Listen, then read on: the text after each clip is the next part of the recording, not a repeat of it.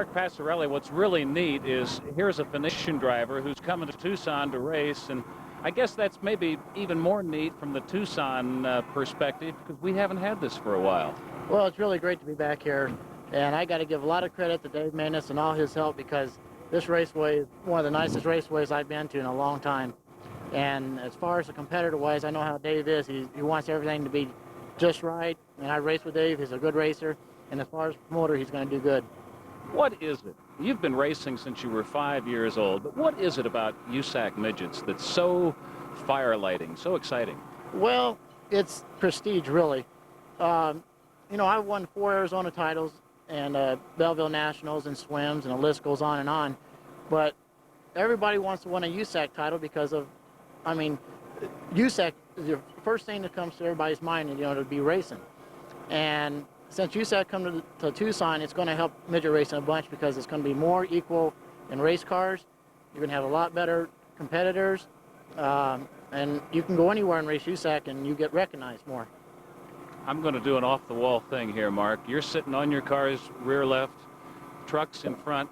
You got to have $100,000 tied up in just what's sitting here. Yeah, we do. We've been racing a long time. My dad's owned 4 cars, and at one time Billy Schuman and Gene Brown and Dave Maness was all teammates of mine.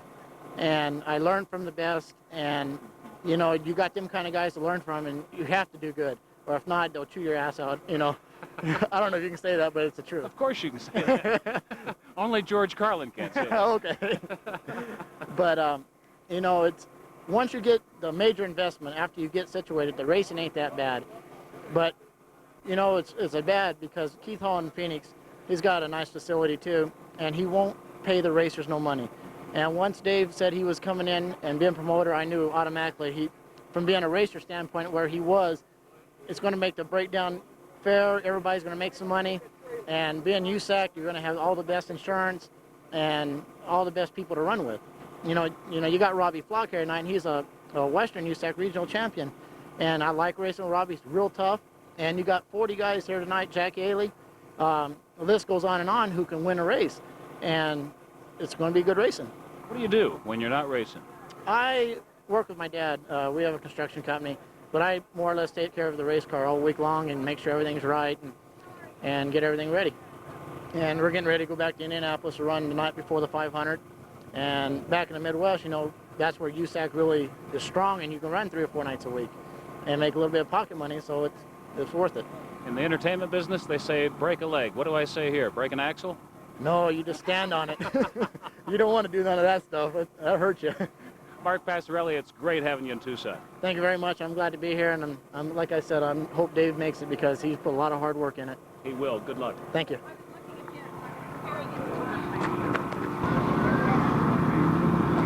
Jack Yaley, they call you Cactus Jack still. Why? I can really tell you. It's just been with me for about 15 or 20 years, and I don't even know where it started. Identifies you real well, though, with our beautiful state, I suppose. Oh, yeah.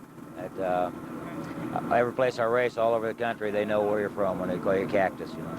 You got such a clean-looking rig, 2 cars. Looks like you've come serious business in mind. Yeah, my whole career has changed in the last 3 years with a partnership with Roger Williams and B&J Contracting, and we came from a 1-car low buck team to where we're at now. What is it that is so exciting, in your opinion, makes USAC Midgets such a saleable product to mass America? It's probably national coverage. I don't know, everybody identifies with USAC more so than local or Rocky Mountain groups or MMOA or people like that, so it helps to be in USAC. What makes you guys run? You're a different breed. I don't think you would be afraid to admit that. What cuts you apart from mainstream America?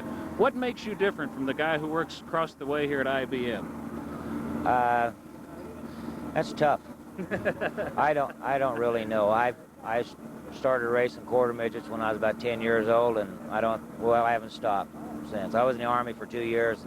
That was the only time I was away from racing, so I really couldn't tell you. I don't know. What kind of a feeling does it give you now as a Phoenician to have availed to you that opportunity to come run in Tucson? Well, we like Tucson. We race wherever. If there's a race in Casa Grande, we go to Casa Grande and watch cockroach races, so, you know, it doesn't matter.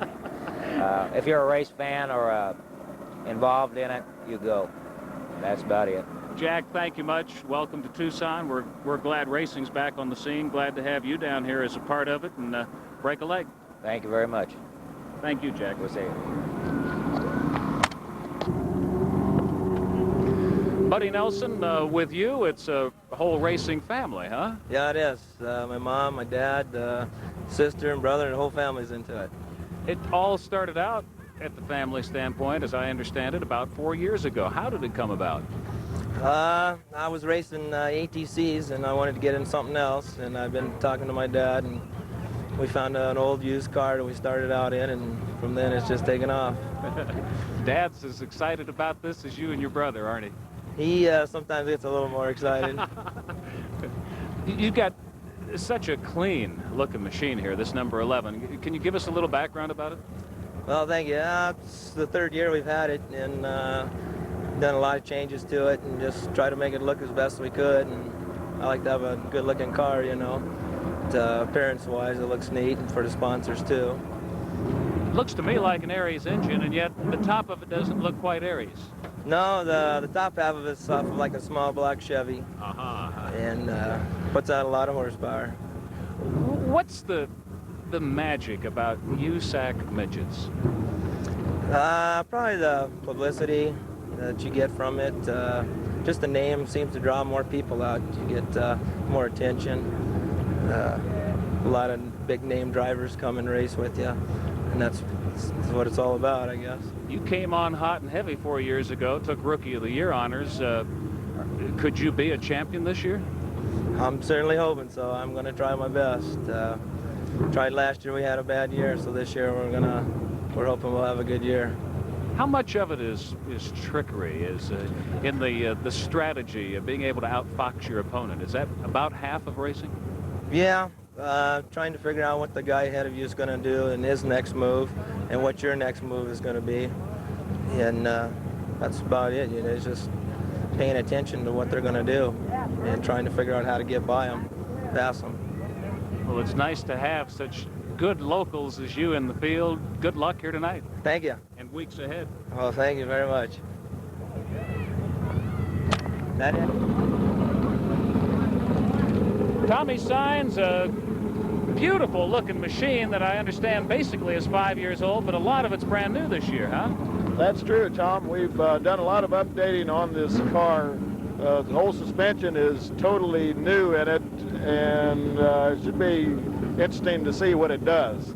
How much shaking down have you been able to get done on this car so far? The only time we've had with it so far is the time last week on the track, the 10 laps. So the car felt pretty good. We came back, made a few adjustments, and we're going to see what happens tonight. How big is your super modified club that you have here in Tucson right now? Right now we've got about 12 cars and I believe another 3 or 4 under construction at this point. We had some people that came in from Phoenix tonight that have joined us. That's going to make our club stronger. I think we're going to have more memberships coming in, especially from the Phoenix group, because of the fact that we are running for a champ fund, whereas in years past they haven't had much of an opportunity for that. I would think a real good successful season here at Raven in '87 might double your membership. I think that's true, maybe even better than that. We've got a good purse we're running for. We're running for a good champ fund. The track is just beautiful. There's been a lot of hard work put into it. We tried it out last week, and the surface is actually real good. I think everybody's going to be happy racing here. What kind of guy, Tommy, in your opinion, who is not an automobile racer right now, let's say he's a small businessman here in town, he's got a few bucks saved up, he's in his 40s, and he's all his life wanted to do what you guys get out here on a Saturday night and do. What's maybe going to help pull him out of his backyard, get him away from the swimming pool, now that there is a Raven Raceway, and make an active racer out of him? And how welcome do you guys open your arms in that organization already to these newcomers or potential newcomers? Well, let me start from the back and go forward. We always welcome anybody who's even casually thinking about joining the organization. What will pull them away, I don't know if you can say that there's something that will pull them away. If they have a desire to race a car, they can get into one of these. Right now, there's several of them sitting around. They get into them fairly reasonably. What's fairly reasonably? Anywhere from about, there's one for sale right now for $2,500 less engine, up to the sky's the limit. So that's pretty inexpensive way to get into the racing. They're going to find that they are so welcome. We'll help anybody put a car together. If they get a basket case, we'll help them build things. We'll help them come up with parts they need. They're just. We just like a breath of fresh air. Yeah, we just encourage new cars to come in all the time. Anybody who's interested can contact the Tucson Super Modified Racing Association. President's number is 795-8773, and that's ET Automotive. It's nice to know you guys are being as supportive as you are, because I know a few of them out there who've already been talking to me, wondering, how do I do it? So now that I know, I may be sending a few your way, Tom. Good. Send them around. We'll help them out. We know where there's some cars available, and okay, thank you. And we also know where there's some pieces if they need them. Great. Thank you. Appreciate it. Good Thanks, luck, Tommy. Thanks.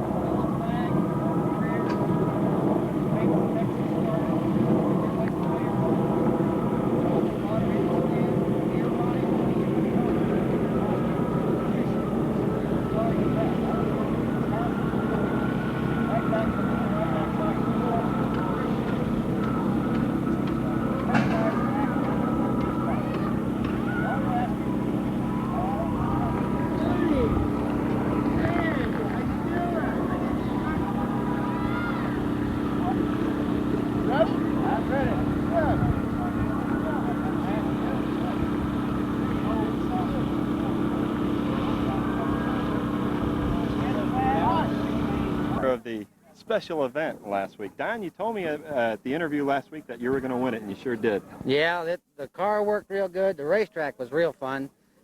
We could almost run without even lifting the throttle. It just was perfect. How about the competition out here? Is it as rough as everybody's saying it is? Yeah, Billy Hicks from Phoenix. There's a lot of Phoenix cars here tonight, and the competition will be real tough. Them guys run real fast and real hard in Phoenix, and they'll be any six can win the main event at any given time. You going to go after her tonight? I'm going to do it again. You're going to do it again? Yeah. How was the track last week? Was it a little wet, a little sloppy when you were out there? Or? It was a little bit wet, but it was coming in real fast. The wind came up for the late model show, so that's why it dried out so bad. But the wind's not here tonight. The clouds are here, so I think the moisture's going to stay in it. How's the car handling? Last week it was perfect, and we haven't changed anything. Okay, real good. Good luck to you tonight, Don. Thank you very much. All right.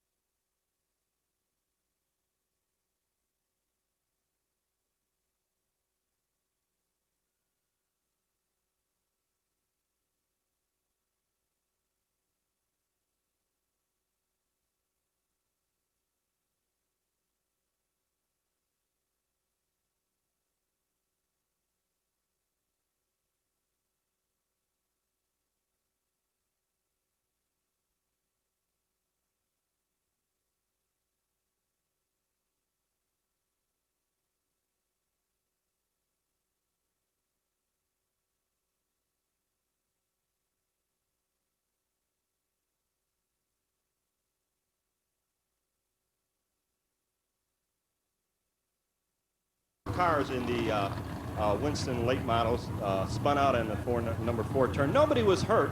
That was real good. But what it really excited me was that main event that we had last week. We had Carl Trimmer, who took a lead right out from the start. Car number 29 took it away from him as Carl Trimmer blew a right rear tire on the last lap. Much better racing than that last Saturday. These guys right here, I have a feeling, are a little bit of the, look at that, a little bit fleet-footed perhaps, huh? They're anxious to get out there tonight. They're really moving and grooving. Number 14, who just went by there for you in front of the grandstands, is a guy by the name of Ron Gary. A little dust tonight. I see that. Yeah, last week the track was a lot wetter. And we didn't wet it down quite as much as we did. Away a lot sooner.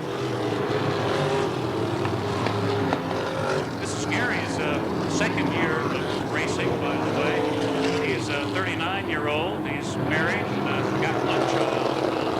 So racing has certainly been in his blood for the past couple of years, and nice to have he and all his compatriots here at Raven on this Saturday night, which is what, 18 April. I didn't know if we were going to get this sucker started when we tried April 4, then April 11 we got finally. You were here. Of course, I had to be away doing some stuff in the White Mountains, and now back tonight, and God, the weather is just great. It's great. And we've got our first yellow flag out, Tom. Not even into the racing yet. A couple cars spun out just beyond the number 2 corner out there. George has put out the yellow flag, told him to slow it up, and I guess he's going to give him a couple more hot laps after they get these cars pushed out of the way. Here comes the tow trucks out on the track now. Those guys make their money, don't they? That's for sure. Lady down here in the central grandstand, she's just going to her seat now carrying that white jacket. Do you see that? I see that. Boy, did she stir up some emotional memories. She just held that up to me, and it says Killcare. I don't know if it says Dragway or Speedway. It was a dragway the last time I knew of it, located not too far outside of the Queen City of Cincinnati, Dayton, Ohio, to be exact. I think you're from that country, aren't you? She's given me the circle sign, so apparently they finally wised up and got into the circle track business back there, too. I worked there years ago, Jack. Years ago. Okay, you're telling your age now. A lot of rust is formed. Yeah, when I look at drivers like Ron Gary and say he's a youngster at 39, that tells you a little something. That's right.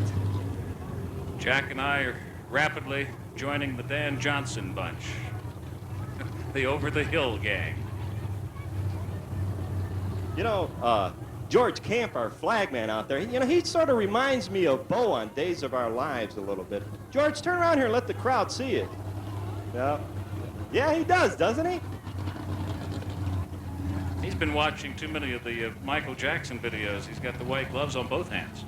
And that's Bob McKinley out there, the assistant starter for tonight, helping George out. And I talked to the ambulance fellas. That's Chuck and Bill out there with Rural Metro Fire Department tonight. They'll be out there as part of the safety crew here at Raven Raceway. Of course, we hope we don't have to call upon too much. Here goes Ron Gary exiting with number 14 currently. We're in a stance. Jack and I were getting off to a fresh start, and of course not having had the opportunity for this kind of racing the past several years in town. It's very much in the formulative stage from our standpoint. We just want you to know that as you have input that Jack and I can put to use up here to doing the best possible job for you folks, we want that input. So ideally, make a note out of it, jot it on a piece of paper and drop it in the office, or come up and give it to our doorman at the press box. Pass that information along, and I can promise you that we will read each and every piece of input we get, and as much as is practical, we will put it to use across this 1987 racing season. So we do want you, the spectator and the participant input, and we do welcome it, and if we don't hear from you, we're going to think something's wrong. So Out in the car. Hey, the green flag tells the drivers when to start the race. And now we have the red flag, George. Attaboy. Okay, the red flag tells the cars to stop due to an accident or whatever.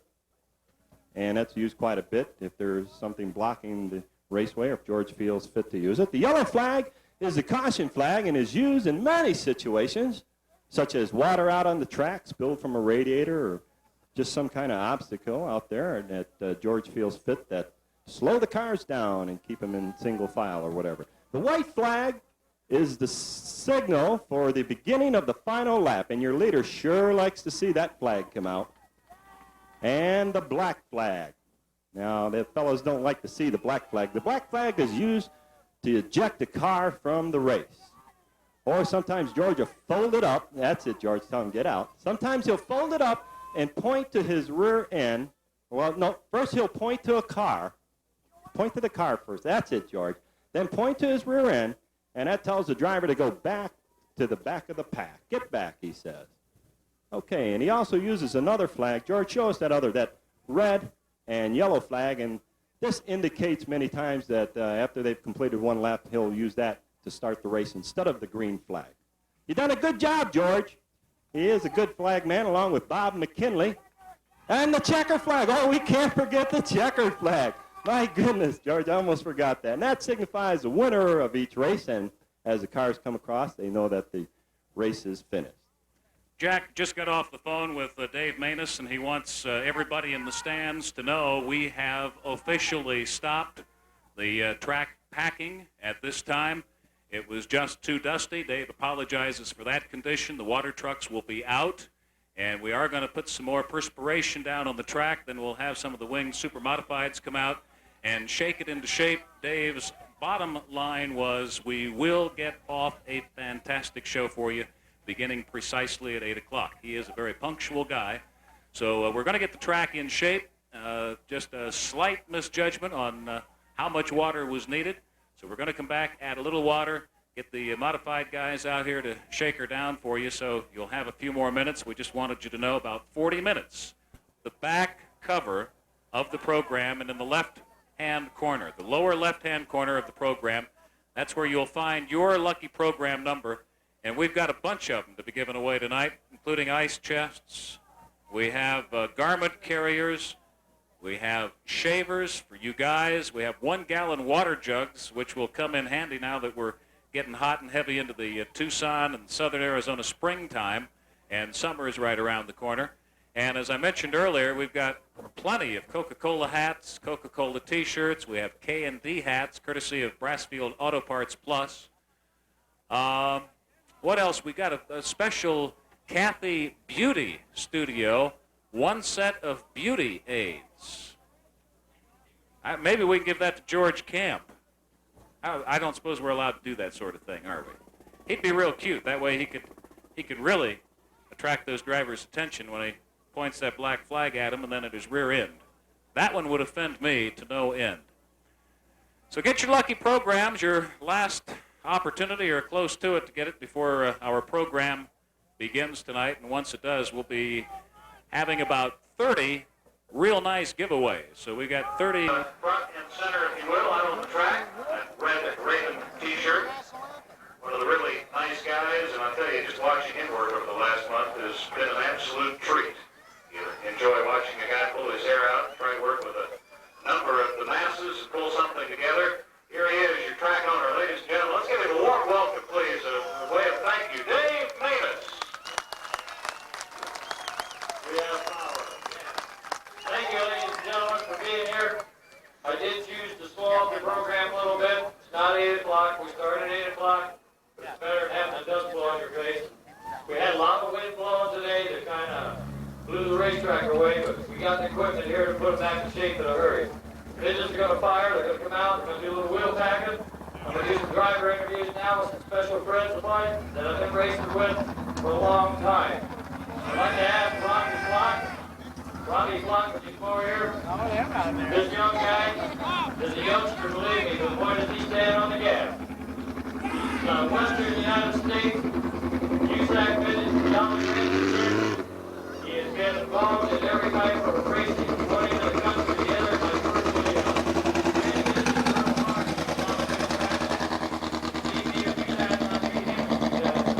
Robbie, what do you think of this race there? Okay, I'd like to start off by congratulating you and it's a great job. USAC and Tucson Raceway. Robbie's been racing with USAC for 3 years now, Robbie, correct? Yeah, and this coach has been running a Rancher Western Series. We won the championship. Now we're going to try to go national one more this year. We're going to go on Tucson and Phoenix as much as possible. Robbie won PIR this year in the Cosworth Midgets and the And currently, I thought I had our first injury about 10 o'clock last night. We was out here on the water at the racetrack, and we looked up here and seen a midget pull in the parking lot. Here's his car. Here headed back east out of his head. Yeah, that was Bill Mayhew's Cosworth. That's a car we've been running all year. He's heading back east to Missouri right now. That's our first race on the first and second spring. He's going back east. He's going to run some shows back there. But anyway, Robbie, best of luck to you tonight. And thank you for coming in from California. And the Arizona weather welcome you. Thank you very much.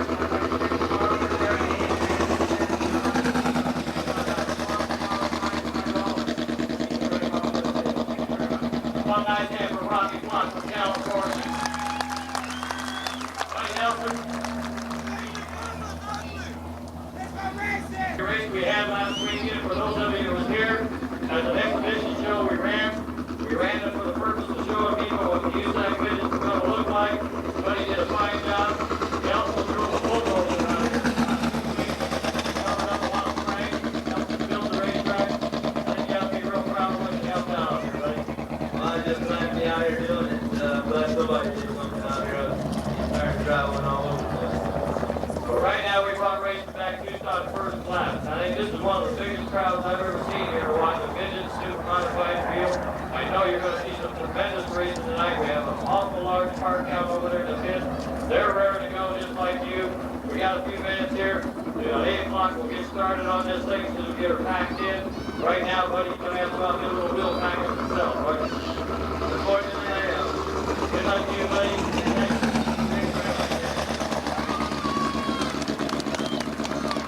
This gal here, let me tell you about this little lady. She is one of the best drivers I have ever seen in the United States. That is a female. She guards none. She shows no favoritism. She has set track records in California against Robbie Blunt, who was the region USAC guys and everything else. She's one of the best humans that I've ever had the privilege of racing with.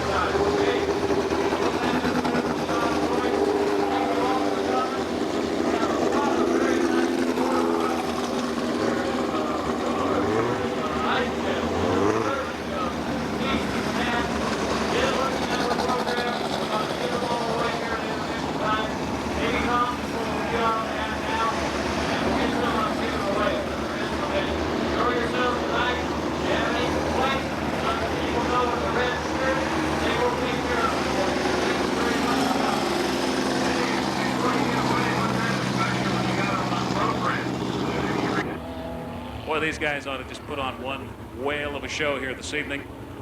Great weather. Again, looking a little skeptical. late this afternoon, but we look to be in real fine shape tonight.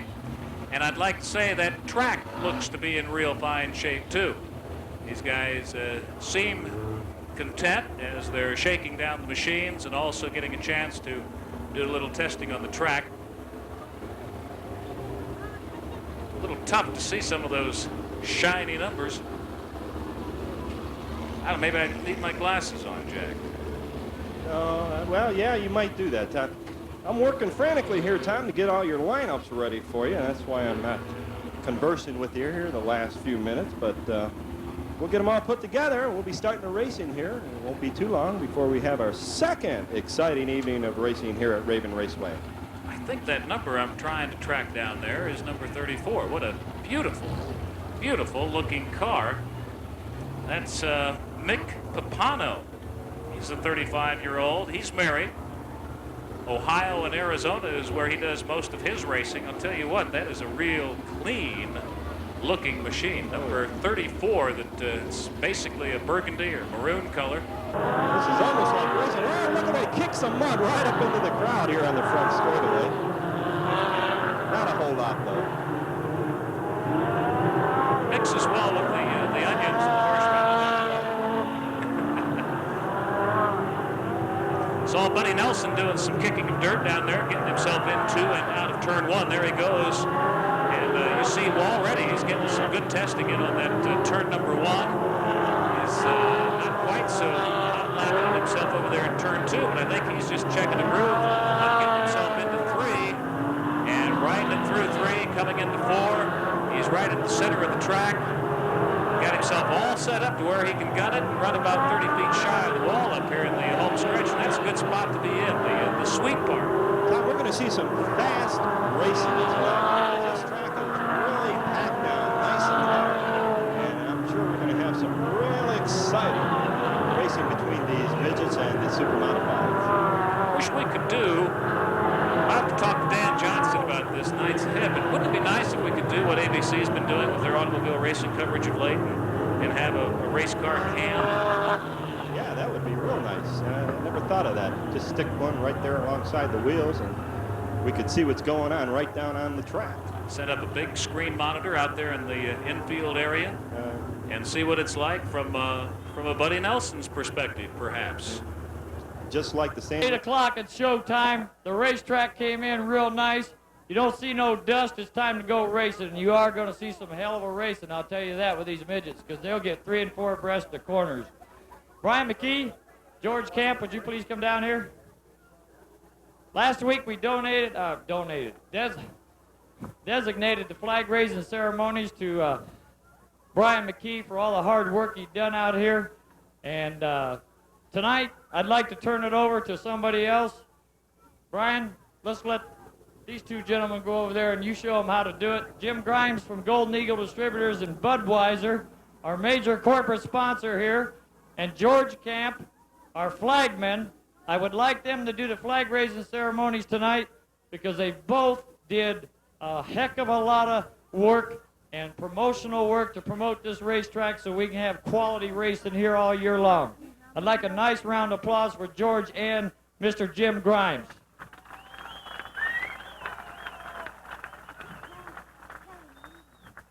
I'd like to look the opportunity to tell you to look at the billboards.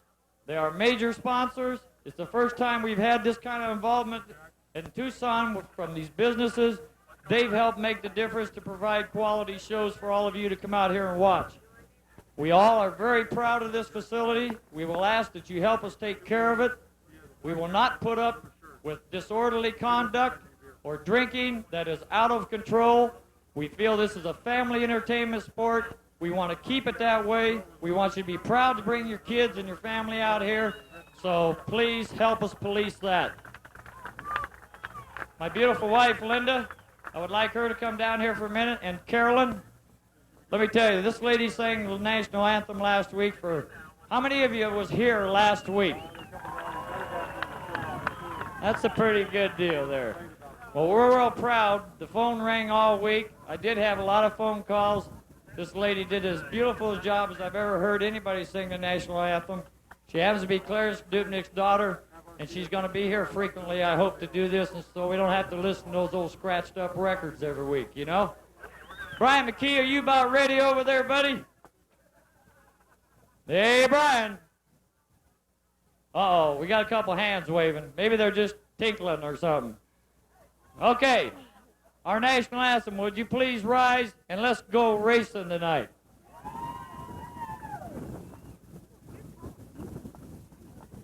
Oh, say, can you see by the dawn's early light what so proudly we hailed at the twilight's last gleaming, whose broad stripes and bright stars through the perilous fight o'er the ramparts we watched were so gallantly streaming, and the rocket's red glare, the bombs bursting in air, gave proof through the night that our flag was still there. Oh, say, does that star-spangled banner yet wave o'er the land of the free and the home of the brave?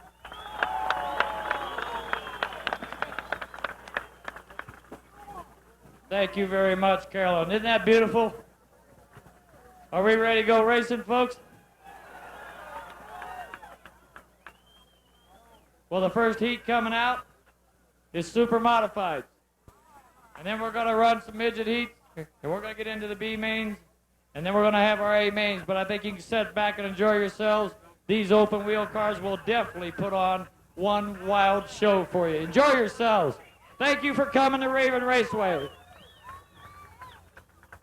In fact, let's all give yourselves a round of applause now as the cars are all set to come out in appreciation. Dave Manus and everybody who is Raven Raceway, thanking each and every one of you tonight for coming out in support of the 87 campaign. So let's hear it for ourselves, kind of warm things up this evening here and ready for the show, which is about to get underway. As Dave mentioned, we'll be opening it up with the Super Wing Modifieds. They'll be our first heat race, and then we'll have several, maybe 4 or 5. Who knows? I don't think they've checked in all the midgets that are coming here yet tonight, Jack. No, we may have a couple more have been entered here, Tom, that we don't even know about, so we'll just have to play that by sight.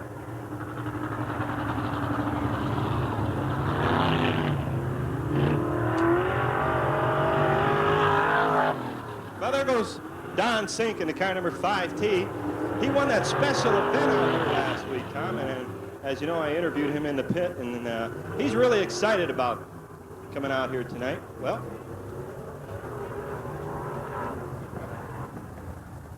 George is going to give him one more lap, Tom. I like watching George work. I'll tell you, I've seen a lot of flagmen, and I'll tell you, he is in the top 2 that I've seen before, being number 1, George. He does a fine job out here. He really does. He's very safety-minded, and he's fair with all of these drivers out here. He's going to make sure that they all get a good start. Right up front, car number 3, Scott Kazaar, the McAfee-Guthrie sponsored car. That's car number 3, and sitting up front, Tommy Signs is in 4T tonight. Now, that's one of those cars that is a little bit of everything, but it basically is a new car. George says go, so Mr. Camp has got him off the run. They all take it safely into turn 1. That's where they start to stagger out, pick their spots, as it were. Scott Kazaar enjoying that pole position from the lead off, and now it's a question of can he stay out front and hang on. Right now he's got a pretty good sized lead build-up on Tom Dingus, who is sponsored by Ad Art Signs here in town. So it's number 3 and 21 right off the bat, and we draw yellow with a condition yellow up between turns 3 and 4. So that'll slow things down just a little bit, but I was a little surprised there at the start that they just kind of dropped back, and they were willing to see who ahead of them had just how many horses and if it would be enough to keep things cooking. Let's see who our unfortunate folks are up there and hope they can get things patched up and keep them running.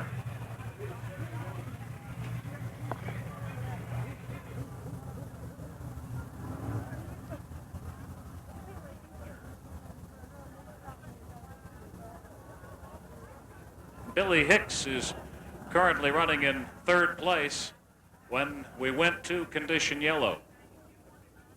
As soon as we have a report on what we've got up there, especially to our drivers, we'll pass that information along. It was nice, Jack. We had that meeting last week where we talked about that very thing, and I was happy to see the management of the track say, yeah, Jack, you're absolutely right. That's right, Tom.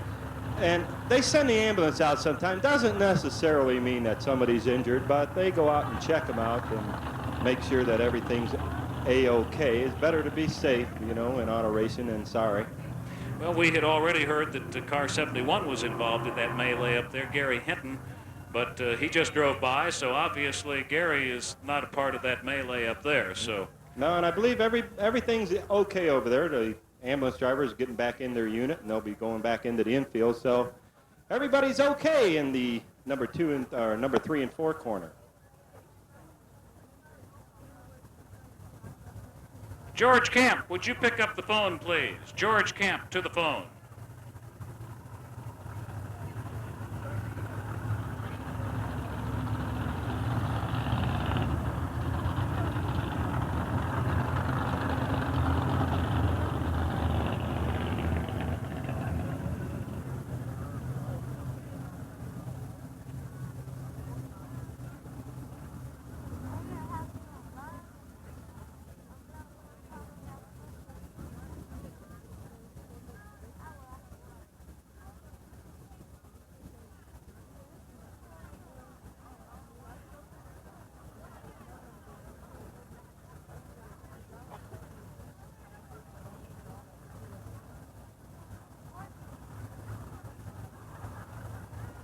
Well, your leader is number 3, Scott Kazaar. And right behind him is Tom Dingus in the car number 21. And holding 3rd place is Bill Hicks in the car number 27. One of the guys who won't be a part of it when we get back for these 8 laps, Don Riegel, is in that car number 37, sponsored by the L&L Body Shop. Good thing that's his sponsor, because they'll probably have a little work to do to get him shaped up for next week's racing. You couldn't ask for a better sponsor, that's for sure. Absolutely. Talk about convenient. And we haven't been able to spot the number on that car coming your way now through the glasses. So we'll check him out as he goes cruising by. But as Jack has already said, it doesn't appear that we have any major damages to either of the drivers or to their machines, for that matter. A little bit of dinging and danging here, and they'll have things pumped right back into shape. Car number 24, yeah, he's got some front end damage, to say the least, so it'll be a week of working it out for him. Westover Swap Meet is the sponsor of Lee Brown in car number 24, so those two will not be with us as we hopefully get back to condition green here. Did you have much yellow last week, Jack? I had quite a bit of yellow in that main event, not too much during the heat races. And you know, Tom, I kid George a lot, but he does an awful fine job out here. He's a good man. He's an excellent flagman and good man to know. I tease him that when he gives them a start, it's a camp start, which they aren't going to get here because they aren't lined up to Mr. Camp's satisfaction. He let them know nice and early, too, even though they were getting on it coming out of 4. Trying to maybe persuade him, huh? No. You guys used to do that yourself, I'll bet, didn't you? Not me. Say, well, if I stand on it here, he'll change from that yellow to the green, and he'll let me go play my game. Tom, I was always in the back of the pack, so. 2-lap Jack. Well, George has got the green in hand. Will they get it? Yes, they do. Let's go racing!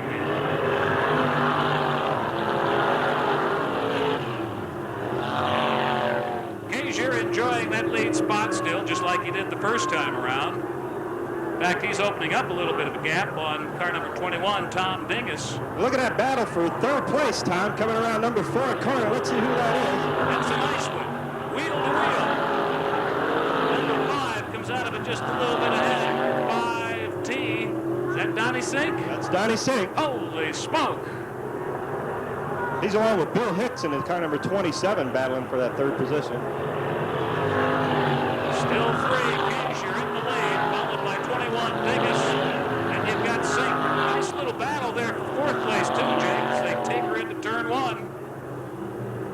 Oh, look at that battle for 4th place there in the back chute, Tom. You like that inside stuff, don't you? Sure do. It's a pretty good piece of driving to pull those off consistently.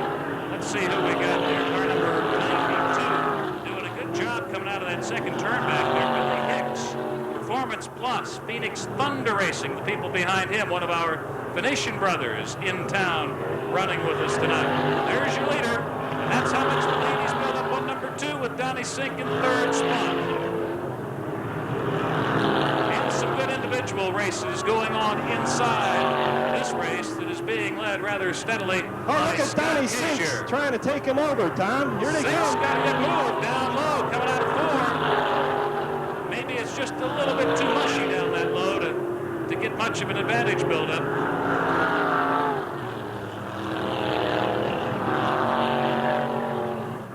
Well, they've kind of spread out a little bit now. But your leader comes by, gets the white flag from Mr. Camp. President of the parade by 2, and outside of that one little miscue that knocked a couple of cars out of it, producing a way of injuries, thank goodness. We had some pretty good opening race here as far as the super modified, the winged boys are concerned. Checkered flag there for Scott Kazaar, who takes 1st place. Donnie Sink winds up, I think, in 2nd place. That's not official, but that's what I've got. So it looks like Kazaar and Sink 1-2 in our super winged modifieds here for you at Raven on this festive Pima County Fair Saturday night, and racing returned to the old Pueblo.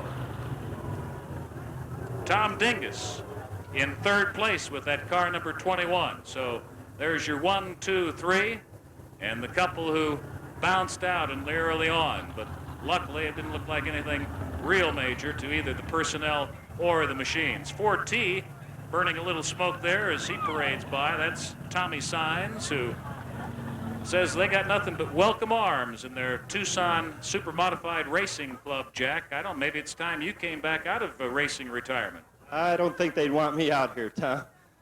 This is a little bit too much for me, I'll tell you. The speeds are a lot faster these days. The handling of the machines are just they're just put together so much better than they were years ago, and even the safety of Today got me out of the shower. The wife comes in and says, Tom, Mr. Matus is on the horn. Would you come out and talk to him? So I went out and talked with him, and the snoopy individual that she is, after the phone call, she said, well, who was that?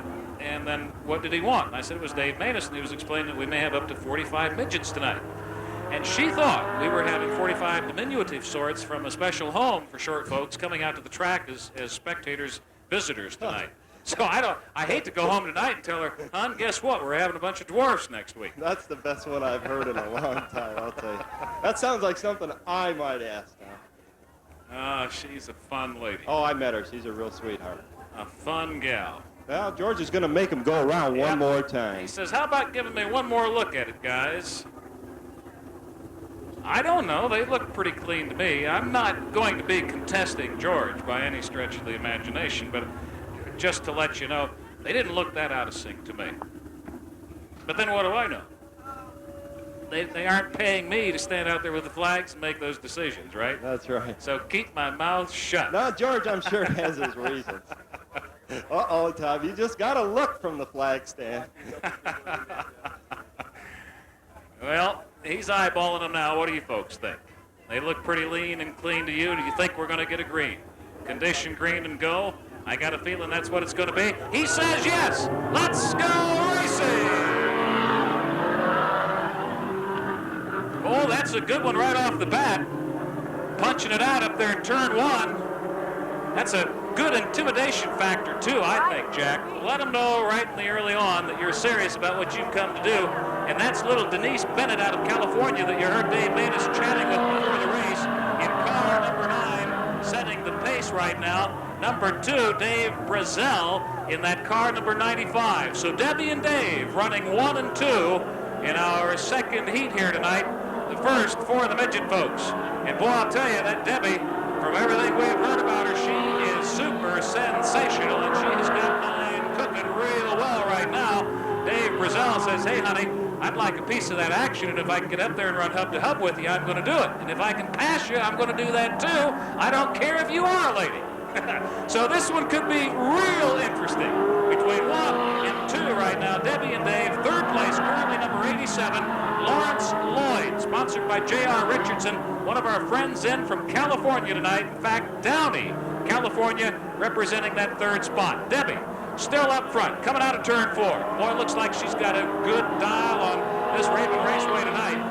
Dave, I think, maybe has changed strategies just a little bit. He's going to ride back for a little while. We got a nice contest going right now, Jack, for position number 3 out there. I see 3 cars involved in it right now. A 4th one sneaking up to get into the fray, as it were, for position number 3. Look out at that 4 corner. That was close, Tom. Debbie and Dave gave them a good run, but there's 4 cars right there getting lined up to take that 3rd spot. And who knows? You want to finish as high as you can in these heats and draw as well as you can to get into the semis and the mains. So that's why they're doing as well as they can do right here. I would think Debbie has opened up a little bit of a lead right now. Dave Brazzel still cooking in car number 95 and trying to close the gap, but he is just not able to do so. Debbie has got that mean machine cooking and looking at the white flag in real good shape as far as time is concerned. I would guess she's going to get a little bit conservative here on this last lap. What with the kind of lead she has got built up. Denise Bennett out of California. Yellow flag again. We've got a wheel has popped off of one of the racers. But not in time to take the checkered flag. Oh, look out for that wheel. Woo! I trust they can see that well enough, but I'll tell you, a couple of them came rather close to it, made an Oreo cookie out of that wheel down there between turns 3 and 4 tonight. Well, sometimes they're not expecting it. It comes up on them awful fast, Tom, and that's one of the dangers of racing. A wheel off into the track and can either flip a car or knock the wheel down and down the way.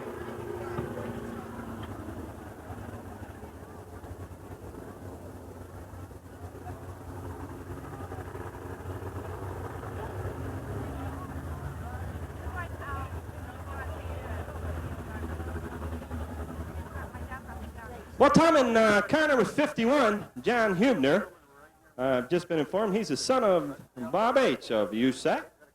He's the director of USAC. That's John Huber in the midget number 51.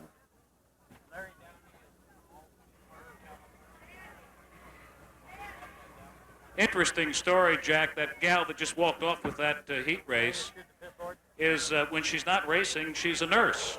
And I just found out from Dave Maness that a couple of times when he had the misfortunes of being cracked up and left in less than a full healthy condition, who would be the first on the scene to help him out medicinally, get him loaded up, put into the leader, and carted off to the hospital when that was necessary. But that little gal out of San Pedro, California, who just won that last heat, Denise Bennett. So everything Dave had to say about her in that pre-race interview is absolutely true. A sensational young lady. She's only about 88 pounds and not very tall, but certainly very colorful. And when it comes to racing machines, she is one gal who has got her act together. And not the only lady involved in the sport either. We'll have a couple of more that we'll be telling you about and talking about across the course of this evening and, of course, weeks ahead, too. Nice to see the ladies not only still involved in the sport, but doing so well and serving notice that they are out to do very well. You just saw it in Denise Bennett out of San Pedro, California, the complete copy car, and a nice-looking midget. There's one that's going to need some more work this week. Luckily, car number 9 came in first, and the car number 95 was in second place. And car number 45 was Hank Winter. And he's right here from Tucson, Arizona. He came in third place. He's sponsored by Duke's Video and Aegis Construction Company and Soil Systems and Southwest Fastener. That's Hank Winter in the car number 45. He came in third on that last heat.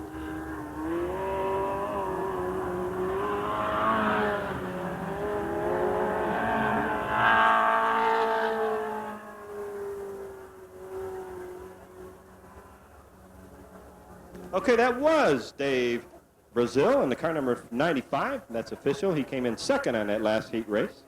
Sometimes we don't know. Yeah, in all honesty, I mean, we'll be sitting up here, and all of a sudden you got 295s, you know, in the race, and it looked like we may have that for a while, but that was in fact Dave Brazzel, and so we thought we would let you know that that is the case. George Camp says no, not yet, not yet, guys. Nope, we've got 9 cars on the field right now, Tom. Let's see if that's all we're going to have. Second midget heat. Boy, if we have as good one this time around as we did the first one, courtesy of Denise, this could be a long, hot, and exciting, sweat-producing evening yet. Tom, I was just informed that car number 88 is a brand new automobile out here tonight, or I should say midget. Brand spanking new, first time out on the track. That's why he's so shiny indeed. Now, as we go racing at Raven again. Oh, nice little duking going on up there for that position number 2 in turn 1. That's exactly what they'll be fighting for, is position number 2, because the guy up front seems to have a pretty good handle on it himself right now. Well, there's a yellow flag. Oh, there's a red flag or the yellow. I don't know. George threw the red, but the yellow flag is out right now.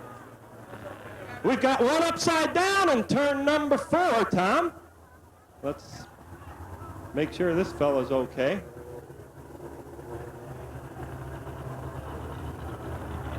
Well, let's see who this is as the tow trucks and ambulance wander around over there. Medic folks quick to the scene. Hopefully they'll have no red-hot emergency. And well, fellas, if you can hear me down there, as soon as you find out that he's okay, we'd appreciate waving your yellow flag. They've got him built awfully solid. We'll hope he's got her all together.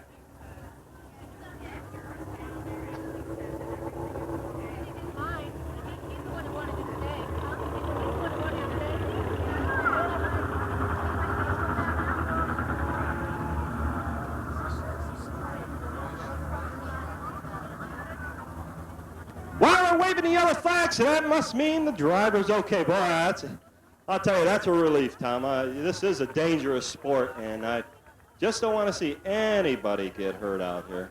Well, they do everything in their power, needless to say, to make it as safe as they can. I know in our touring of pit road tonight, we were awfully impressed with how tightly and specially built these cars are. I mean, they've made them lean and clean, trim racing machines. They almost become an integral body part of the driver. They've built them that tightly around the drivers. Yeah, most of these fellows know that machine inside and out. They're right on top of it when they're being built, and whether they're the owner or just the driver, they're right there when the whole machine is constructed.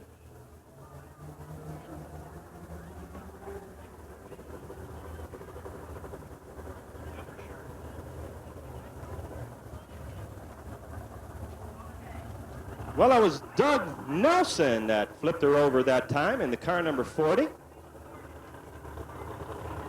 Have Clyde sitting right on the edge of his seat, Papa Nelson. But happy to know, I'm sure, as are the rest of us, that Doug Nelson is in fine shape. Of course, sponsored by Nelco, Arizona Underground, Arizona Crankshaft, and Dimmitt Construction. That is, in fact, one of the clean machines that we talked about down in pit road this evening. But you can see from the fact that he's had that baby flipped, he doesn't really have all that much damage. I don't mean to make it sound frivolous, and that's not my intent at all. But at least they'll be able to get in there and get working on it and get her fixed up in all probability across this week. Dave Culp will be your leader when we resume racing activity here, hopefully momentarily. Second place will be Eric Wilkins. We talked about him during the track packing that was going on. So there's one of our guys. And a local one, Jerry Coons Jr. in car number 12A, sponsored by Automotive Parts and Machine Incorporated, is currently running in third place. That's the position they will be in 1, 2, and 3 next time we get the green. And George Camp says it won't be on this lap, guys. Shake her down, line it up, get it in shape, show me some consistency, and perhaps next time out of turn 4 we'll wave you the green and get you guys back to doing what it is you came out here tonight to do, and what you folks in the stands and in Stomper Hill came out here tonight to see done too. So let's keep an eye on George Camp. Here come the cars out of 3 into 4. Eyeing George. George says, let's go racing!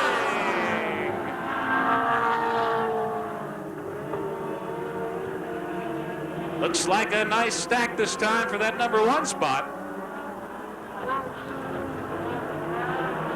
And for darn sure, a good 4-way battle for number 3 currently. So you've got the first 6 cars to give you plenty of action right now. One time you could just about throw a blanket over that number 2, 3, and 4 car. You got that. Or a small tarpaulin for sure. Drop a quarter. Nice charge up front. R1 giving him good pursuit right now. And that would be Eric Wilkins, who started off in 2nd place. Cactus Jack Yaley in there too. There goes Yaley, currently in 2nd place and trying to close the gap. But right now he's also got to worry about company from a driver right on his left and a little bit further back on the right. He's trying to sneak up behind Cactus Jack. Jack's meanwhile more worried about trying to close the gap than that guy right there. Your leader in this race, but he's not having too much success and shaking off some of the company. Car number 90, Dave Culp, out of Phoenix, your current leader in this heat race. Another Phoenician, that's Cactus Jack, car number 1, the blue car, in position number 2, going by right there. And then he's got 3 or 4 guys who are thinking about taking away that number 2 position from him. They're going to have to hurry to get the job done because George Camp has already reached for the white flag. And he's showing it to your leader, Dave Culp, out of Phoenix, coming by now. He's got the white, so does Cactus Jack and the rest of the parade. Track does look to be in fine condition here.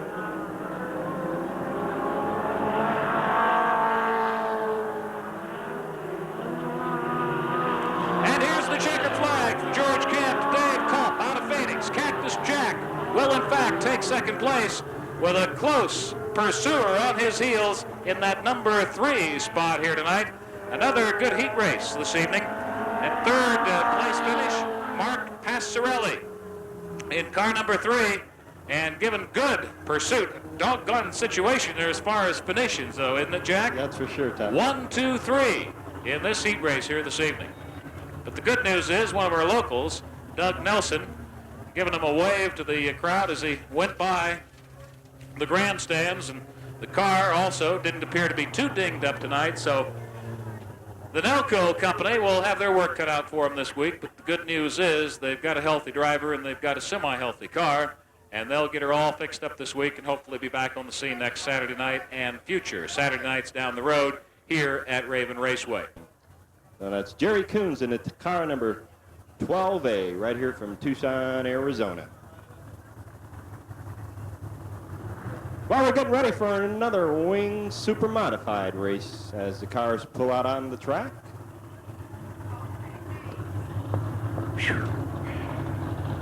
Wow. This is exciting, isn't it, Tom? Oh, the wings are back. Yes, sir. Son of a gun, you're going to have to take my hand and lead me through this. I can't keep up with it, and I keep asking questions. I say, now what's the format for tonight? Oh, hell, we won't know that time until 6:30, 6:45. Well, we haven't known it yet, have we? That's what makes it fun. That's right. And I trust it's fun for you folks in the stands tonight. Are you folks having a good time? Good, good. Glad to hear it. Thanks again for coming out tonight. And we invite you to join us any Friday, Saturday, and Sunday night we happen to be operating in the weeks ahead. And it just so happens next week we'll be operating on Friday and Saturday and Sunday too. And at that time, I guess the Pima County Fair will no longer be a part of the scene here. Means we will be shy one very abnormal helicopter pilot too.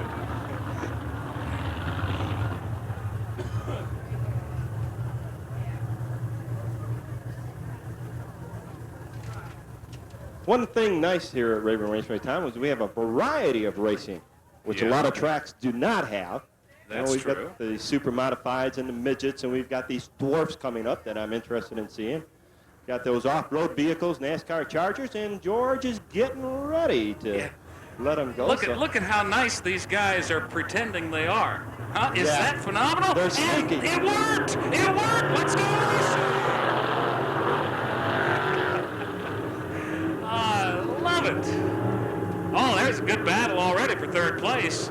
And they scared one of them off. The guy with the cleanest and newest looking car immediately said, no, I think I'll get out of this little dogfight here. Lay back and maybe get my chances at something later. Up front and cooking. And he's got not too bad a lead. Still a good fight. I see going on for third place. One up there to kiss the wall in turn one. But so far, we're staying under green. See some smoke as well as dust coming out.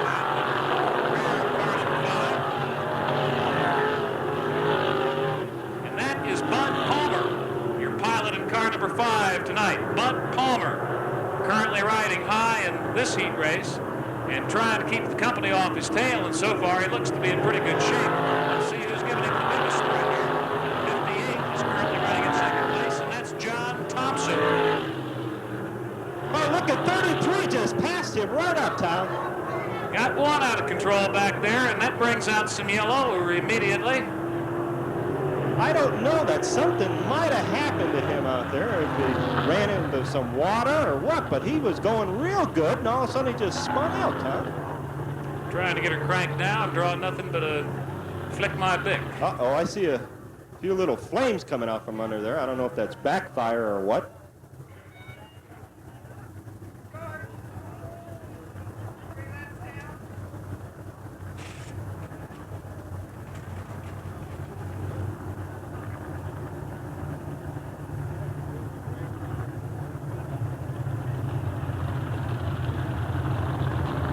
But the good news is, once again, we don't even have to worry about getting a special tool to bang out some of the sheet metal on that machine. Just got a driver who's maybe a little bit upset, but not that much, if anything, is going to be lost. All he's done is slowed down the action for just a moment or two here. That's always a welcome relief, like a breath of fresh air.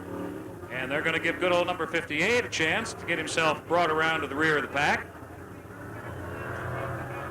And hopefully we'll be back to condition green and going, and that's the case. George Camp says, fire, guys, and let's go. Number 33 currently in second place and trying to close the gap. That's J.D. Vance. Stewart Racing Products, the sponsor, and DeYoung Motor Sales. A&P Custom Auto, Bowling Auto Repair. And that's who has just taken over the lead, J.D. Vance.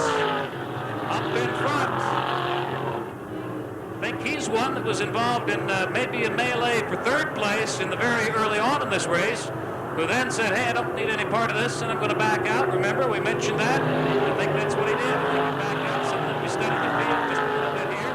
He had the good fortune of having that yellow come out, which helped him get it sized up even more.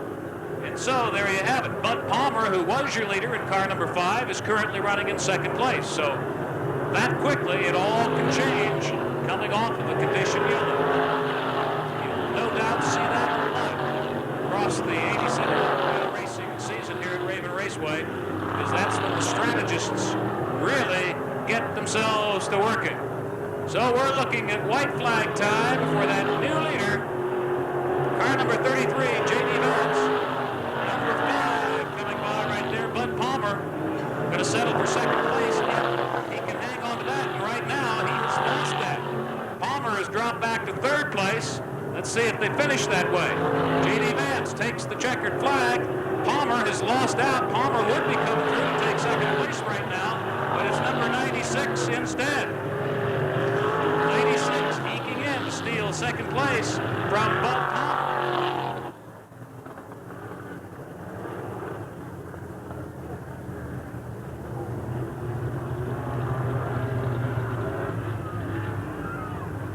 Car number 96, who kind of sneaked in there, we mentioned him to you during our track packing. I trust you will recall. Number 96, the car of Rod Downs. He's the 30-year-old who's married. He's been racing for 6 years, races here and up in Kansas. And so that's the situation on him. Bud Palmer thought he had a lock on second place. Just not the case. Number 33, J.D. Vance, your winner of that latest heat race. Another exciting one and a lot of activity. Bud Palmer, really a tough spot for him. It looked like on the white flag lap he had number 2 all sewed up, but all of a sudden he found company up there in turn 2 and then just couldn't hang on and actually wound up seeing 2 cars pass him before they could get to the checkered flag. I don't know what happened to him on that last lap, Tom. He was really running strong, and after George threw out that white flag and he came around that number 4 corner, that car number 96 just zinged right in there and passed him up. Well, I'm still thinking about the Nelson family. It's not...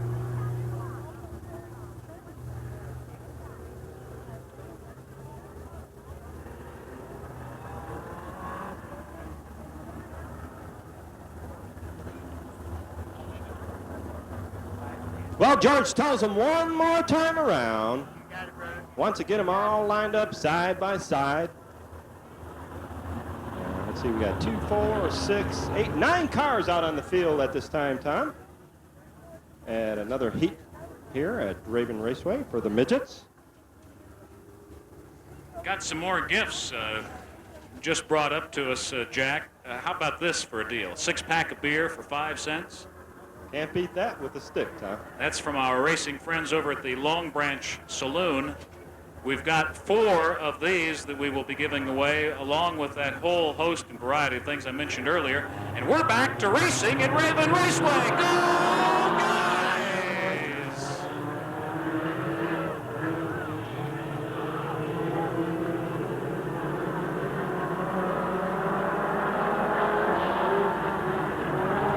Well, look out on that number 3 corner there. Oh, did you see that guy slipping and sliding?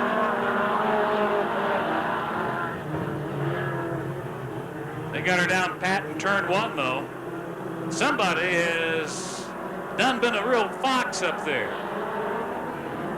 Pulled off a pretty good little pad right now on position number 2, who in turn has a pretty good pad on battle between 2 cars for position number 3. And we've got smoke mixed in with the dust.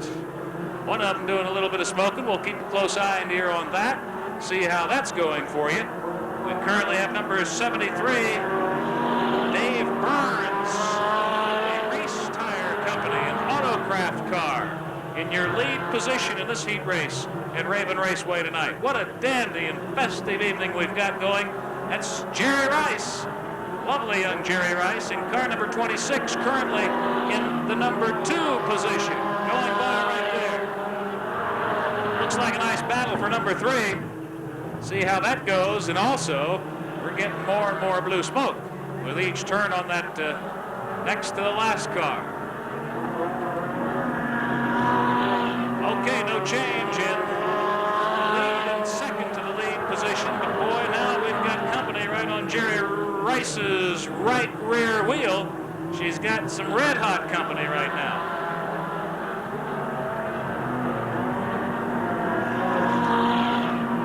Dave Burns, number 1, car number 93. That's your number 1 position. Number 2, Jerry Cook, car number 78. Car number 3, Dave Brazzel, that number 95 car, currently in 3rd place as we draw right and look at the last lap of opportunity. Number 18 there, kicking up a tremendous amount of smoke, but I don't think he's going to have to worry about not being able to hang around. He's just got some smoking problems. Tad Bizzard.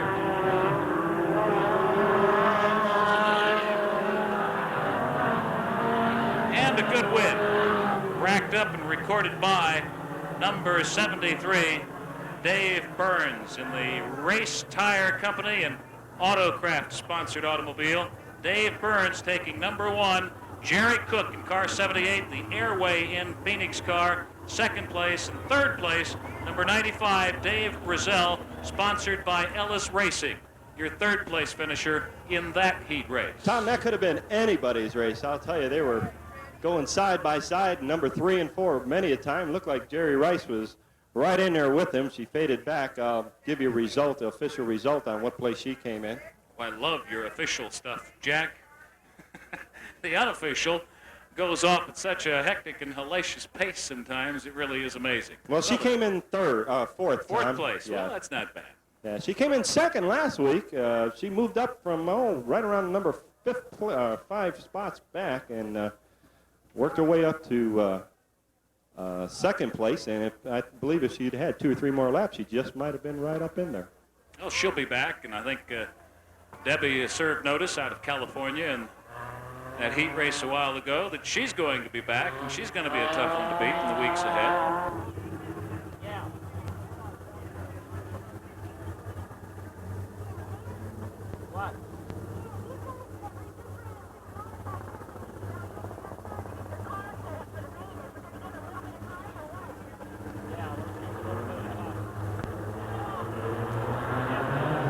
Well, Ken Zimmerman's gone into car 38.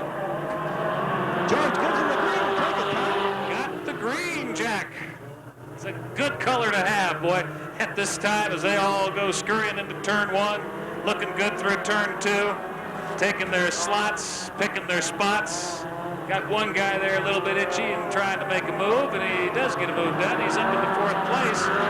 We sit down here in the lead and find out as they take the chase for the checkered flag. And I'll tell you what, we're not that far away now from semi and main action for the Midgets here on Saturday night at Raven Raceway. First place, car number 48, Billy Schuman. Billy Schuman flashing by right now. Just a brief lead on car number 15, Ricky Johnson. Not a whole lot of pad between 1 and 2. There's more of a pad between 2 and 3. Your third place car, 01, Eric Wilkins, who we had the opportunity to watch during the track packing. Now here he is where it counts, where you got to do get yourself into the semi and then into the main and walk away with some points and some bucks and call it a successful Saturday night in the old Pueblo. So there you have it, your 1, 2, 3. A good and clean looking race. One guy seems to be out of contention right now, unless we do in fact get yellow. Tom, that's Steve Stevens in the car 23 that's running third now. He just moved into the 3rd position. Good spot too. He's a little bit further back from number 2 than what 2 is on the heels of number 1, but for the first 5, they're pretty well scattered out, and looks like basically a conservative stance here, but you never know.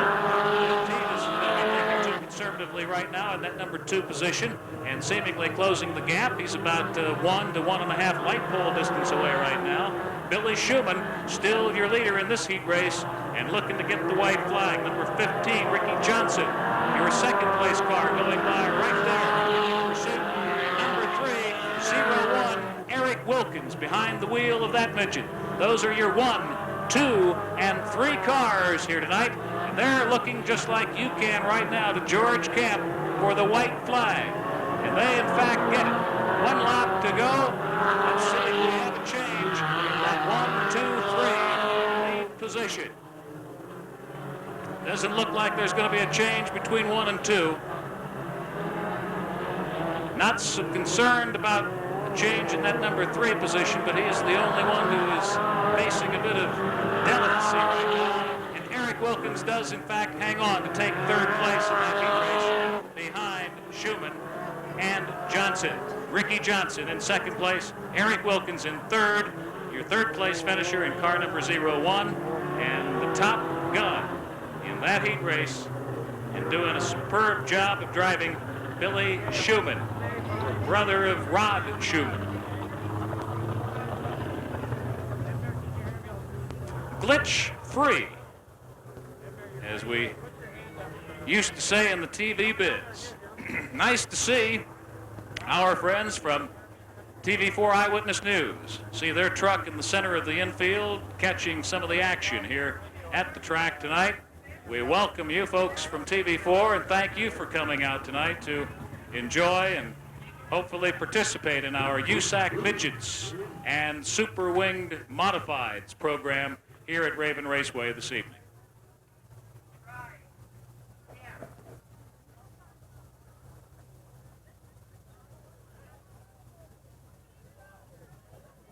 Way, we are going to run a super winged modified main event for you right around the corner. That will be next up. That's why you're seeing them line up on the home stretch, as it were, right now.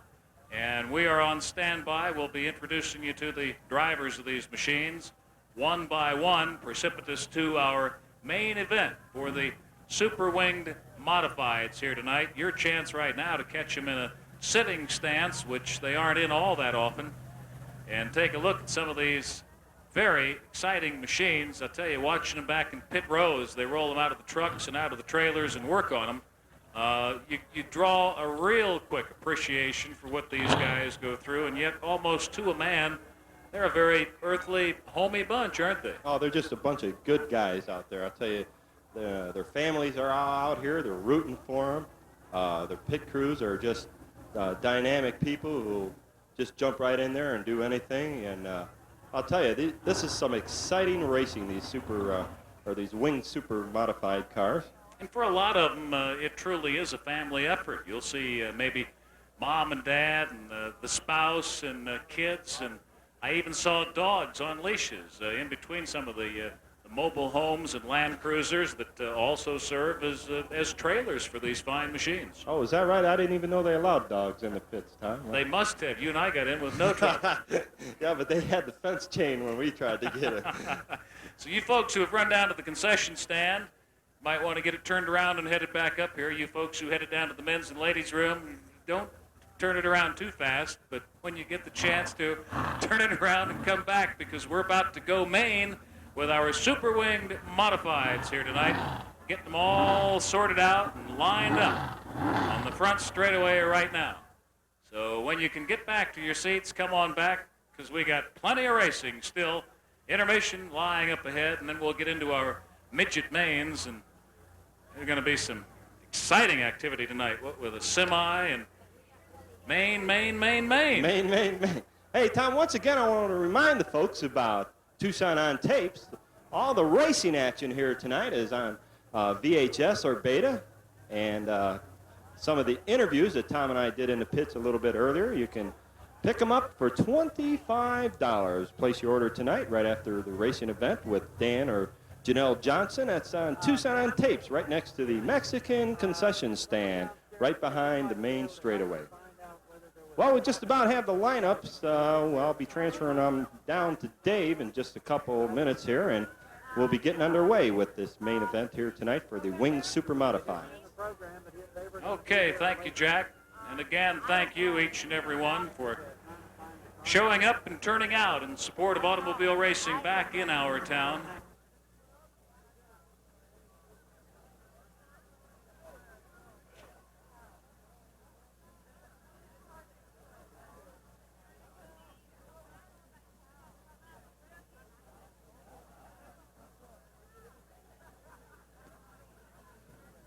George is ready.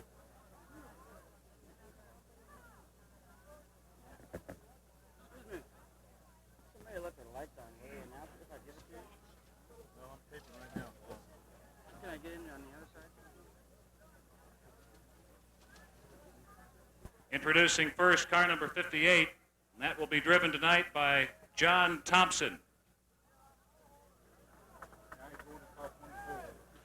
Okay, the next one he's leading us to, I understand, is car number 24. That will be tooled tonight by Lee Brown, sponsored by Westover Swap Meet, Lee's Home Maintenance, R&G Tire and Auto, and flowers by Missy, one of our Phoenician friends down.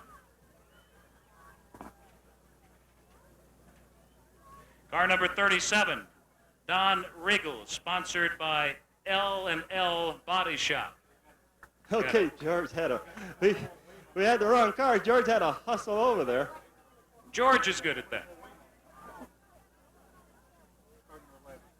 Car number 11 is where we're coming to next. George Camp bringing the flag up there. And that tells us it's Scott Hall, the Sand Dollar trucking sponsor out of Glendale. Car number 11.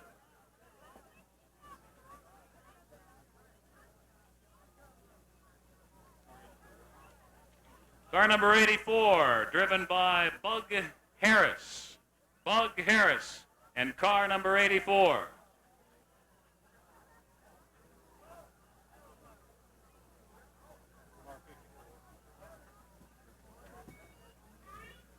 George Camp goes to car number 54. That would be the John Basie machine, sponsored by East Side Engine. John Basie in car number 54. Car number 70, Kevin Carlson.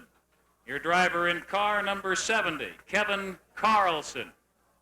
Car number 27, driven by Billy Hicks. That's Billy Hicks in car number 27.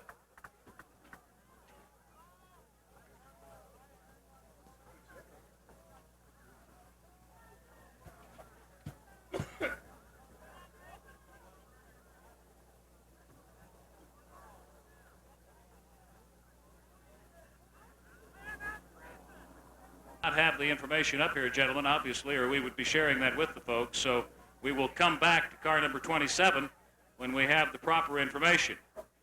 But in the interim, let's go ahead and introduce the rest of the field to the head of the pack. Car number 14 next.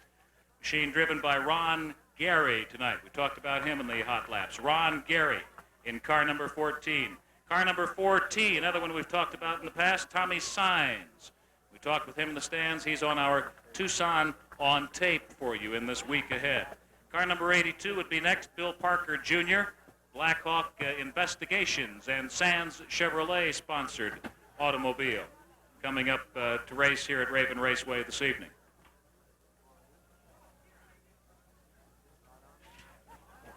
Car number 71 is next, and that's the one we talked about earlier also, Gary Hinton, your driver in car number 71.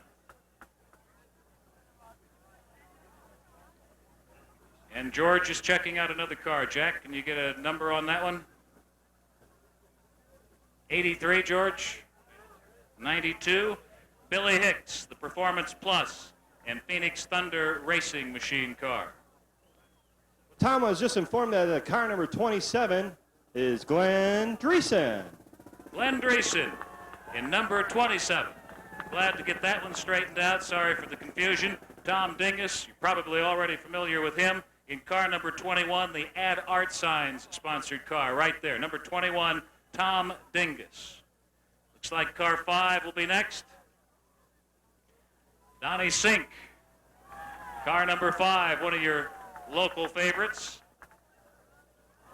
Bud Palmer. Bud Palmer in car number 5. Donnie Sink in the machine ahead of him, if I follow the drift of George Camp.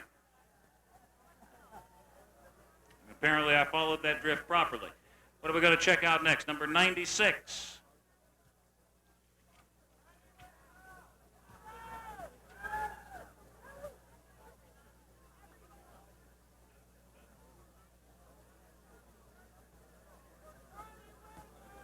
George, is that Ronnie Whitwell in that car number 96? Okay. Great, Ronnie Whitwell. We have to apologize a little bit, folks. You know, this is the beginning of the racing season here for us, too, and we'll get all this information straightened out here pretty quick.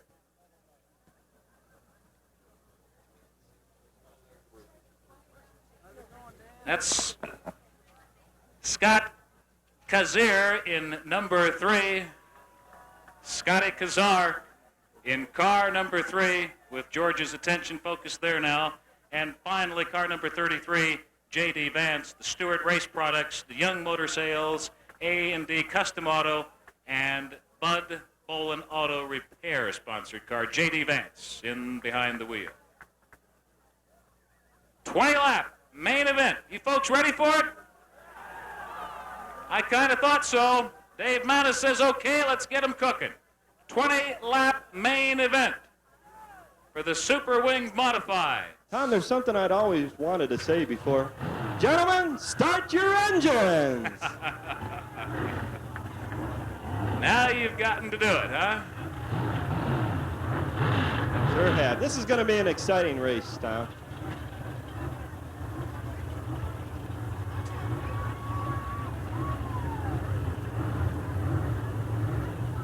I also would like to, Jack, I don't know if you noticed or not, but our little lady visitor from California, if I called her Debbie anytime across the course of this evening, that would have been my error and certainly done unintentionally all the way. Well, you only did it once or twice. Tom, you started calling her Denise after that, so I think she'll forgive us.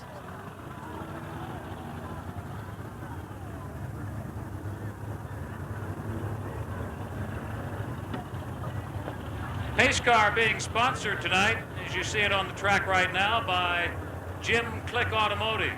That is one of those fabulous little Mustang GTs, and if I'm not mistaken, that's a ragtop. Ooh, and a pretty mean-looking gunmetal gray, too. Serving as our pace car tonight, courtesy of Jim Click Chevrolet, and in front of the field, or Jim Click Chevrolet. Jim will kill me for that one.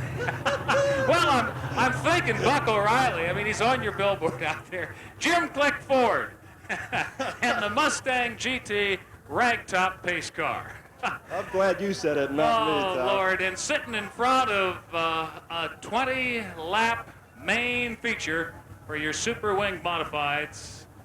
This one, I have a feeling, could be a dandy. 19 cars out on the track. Is that how many we wound up with? Less the pace car. And I know the one coming up, Midgets, is going to be a killer program tonight. So you get another parade lap here to see him from top to bottom, so to speak. Your last clean look at these fleet-footed machines. Because if they're in good shape, coming out of turns 3 and 4, Dr. George Camp up there on that starter stand is going to tell them to let all hell break loose. And it will when these guys let her fly. And hopefully that's coming up about a half a lap from now. This race, Midget Semi.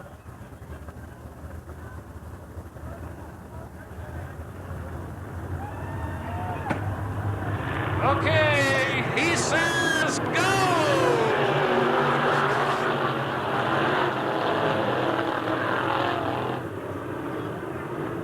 19 cars. This is like Speedway at 4 o'clock in the afternoon. Oh, did you see that, Tom? I saw one of them kissing tail off of the fence back there.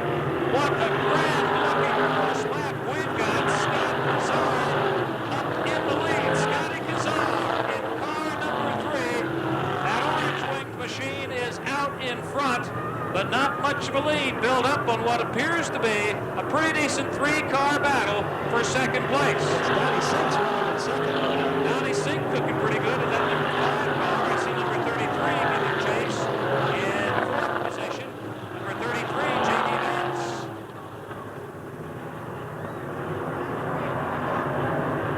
Billy Hicks is running a close third.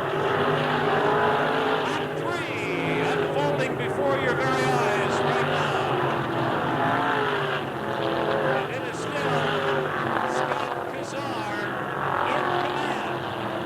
Can he maintain it? Can he hold off those two on his heel as they parade down the home stretch now? What a good battle for second place, Jack. Well, we've got somebody in the infield here. Yep. George put that yellow flag out. Hey, I'll take a little shortcut here. I don't think so. Cut my time down. J.D. Vance.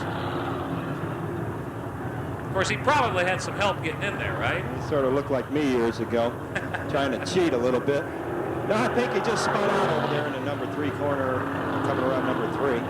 Well, I'll just dipsy-doodle through the infield, scurry back out here as safely as I can, and get back into the money, hopefully.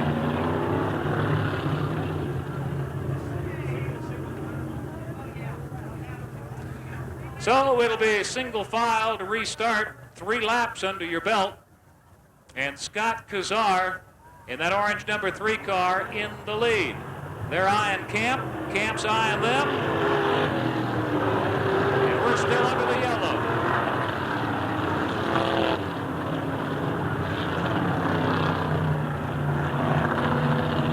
Don Sink, car number 5T, is currently in second place. Billy Hicks in 3rd spot. That's how they'll come out of the gate 1, 2, 3 when we go back to the green. George is on that elbow now on the starter stand, eyeballing them up close and good. They have a feeling they're going to go, and they are.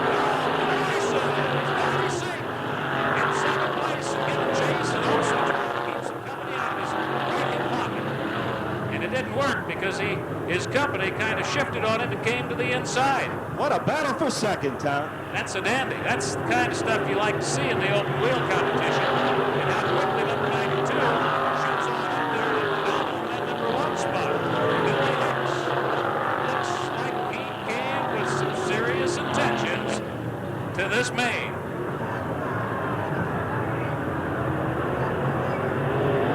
New leader in time for lap number 5. That's Billy Hicks.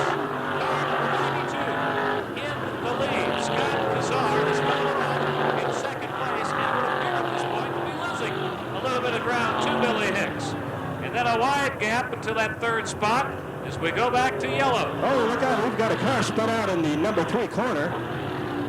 And sitting in a rather bad, precarious position, too. But right now, I think it's fairly safe to say all the other pairs of eyes on this track have a pretty good idea of what's happened up in turn 3, and they're getting themselves situated for it. Uh-oh, Donnie Sinks. It looks like he's stalled over there on the back straightaway. The car number 5T.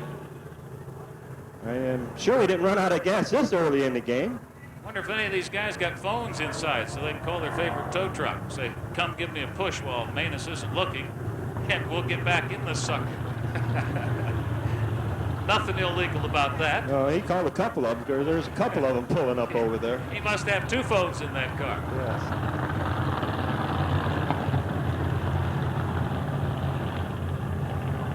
Yes. Some exciting wheel-to-wheel dueling and changes in leadership in this, your Super Wing modified main tonight. There goes Sink back in action, so he did in fact get things carbureted inside, giving chase to your new number 1 car as we look for green again at number 33, J.D. Vance. Ladies and gentlemen, here they come, racing and waving again. Scott Brazzel in that number 3 orange car, eyeballing the leader and trying to hang on. Looks like he's going to be able to pick up a little bit of lost ground down the backstretch and into turn. Oh, look out on the back straightaway, Tom. Got a spin out back there. That'll bring out the yellow from Kemp again. We'll also get the helper wheels, the trainer wheels moving in action out that way. So another break in the action. I don't know what happened over there to make him spin out like that. I don't think there's any water out on the That's track. the 2nd or 3rd time, though, in that same spot, which leads you to believe that something a little funky is going on up there. Yes. Well, that's car number 37, and that's Don Regals that spun out over there, sponsored by L&L Body Shop. Let's see if they can get him back going again. Well, he's just happy at this point. He doesn't have to call home and tell him to get the body shop lights burning some midnight oil. I'll tell you, he was in a dangerous situation there just for a few seconds. Cars are coming around that number 2 turn pretty fast. It's a good thing that they seen him sitting there. George passing some information along from the starter stand to car number 37 that you just saw streaking by, Don Regals. George Camp telling Don, hey, hurry up, buddy, get back up there to the rear of the pack. We'll eyeball you, which he's doing now, and we're back to racing. With your leader in car number 92, Billy Hicks, doing a superb job. Scott Kazaar also doing superb, hanging on in 2nd place right now. Looking like he may take a dive to the inside down there in turn 3 to try to come up to that power number 1 position. Can't do it out of 4. Looks like he's sweeping to the outside. Giving chase to your number 1 in car number 92, Billy Hicks. Hicks and Kazaar running 1-2 and all alone right now at the front of the pack here in our main for the Super Wing Modifieds. George Kent, Ronnie Whitwell is now running in 3rd position.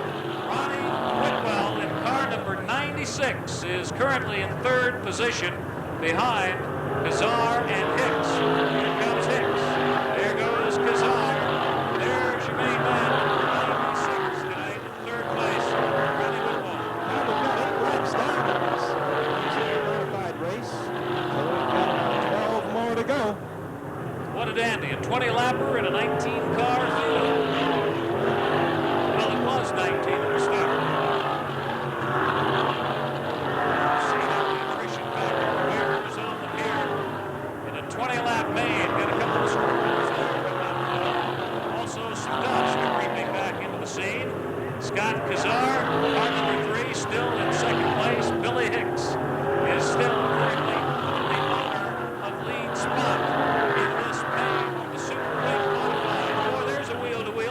sync, cutting it awfully close to the competition. They go to the outside, coming down the home stretch. It's number 92 in first place. That's Billy Hicks, car number 3. Scott Kazaar in second place. And number 96, your third place car, Ron Whitwell.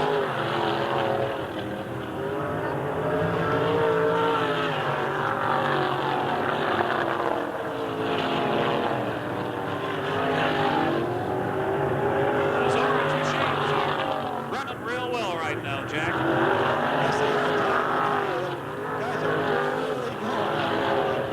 Got a good mix on the track right now.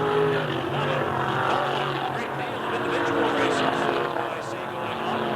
A little bit of wheel-to-wheel isn't usually involved, but the leaders accepted a passing fancy sort of way with the various others of their competition out there. Right here. Look out at that number 3 turn there. Red flag is out. But we've got something going on here at number 1. He flipped over. The wing came out. He's getting out of the car now.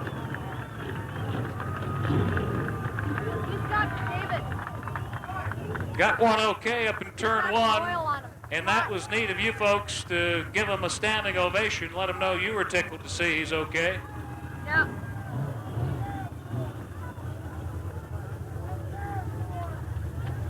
A little bit of hot oil. Sting for a while. But another racer just happy that that ride is over and that all the pieces he started out with he can still count. But we are under condition red right now at Raven Raceway. We've got action in turn 1. George Camp, call the press box. George and Camp. Turn 3.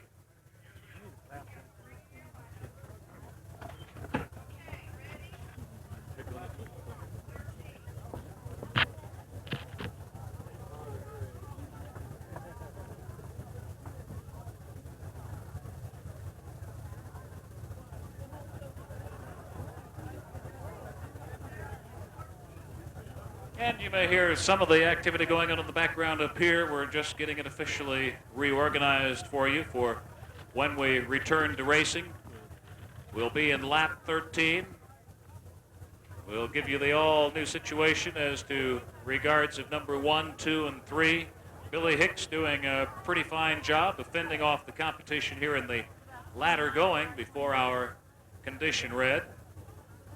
That was a car number 29, Carl Garin out there that spun out in the number 3 corner, Tom. He's sponsored by Direct Machine, A1 and A1 Automotive and Paint. He actually got involved in his little melee up there a little bit before we ran into the tough situation that we've currently got going on in turn number 1. Almost simultaneous and unrelated incidents here tonight. Yes. And in opposite turns, too. Yes. You know, let me tell the folks just a little bit. You'll have a few minutes here if you'd like to visit our snack bar in the meantime before we get back underway. Go back there and pick yourself up one of those jumbo hot dogs or some golden French fries, scrumptious onion rings, a Coke or a Sprite, or walk over to the beer well there, that bottomless beer well, and pick yourself up a Budweiser, Coors, or Miller beer. Nice to have a whole trio of them out here, isn't it? Yes, it sure is. Got a good selection.